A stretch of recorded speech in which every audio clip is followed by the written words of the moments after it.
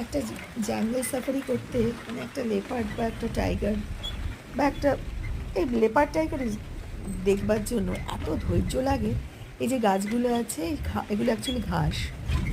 সেই ঘাসগুলোকে এই ঘাসের জঙ্গলে কিন্তু বাঘ লুকিয়ে থাকার আদর্শ। ওরা কিন্তু ভীষণ একটা ডেন ফরেস্ট মানে ঘন জঙ্গল পাতা পাতা, মানে ওই সব জায়গায় থাকতে পছন্দ করে না, এরা খুব স্বাচ্ছন্দ্য বোধ করে না।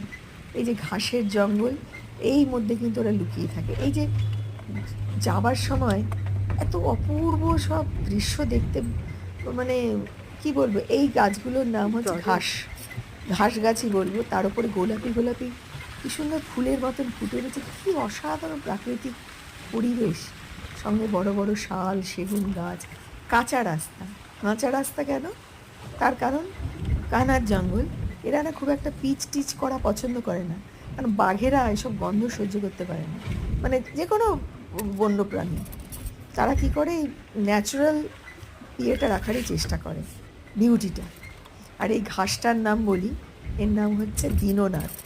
দেখুন দুপাশে কি সুন্দর ঘাস হয়ে আছে এবং বাঘেদের আদর্শ জায়গা লুকিয়ে থাকার। চুপ করে থাকে, হরিণ টরিণ আসে ঝাঁপিয়ে পড়ে, মানুষকে এখন অবধি এতটা অ্যাটাক করে না, তবে প্রয়োজনে করতে পারে, মানুষ খুব ডিস্টার্ব।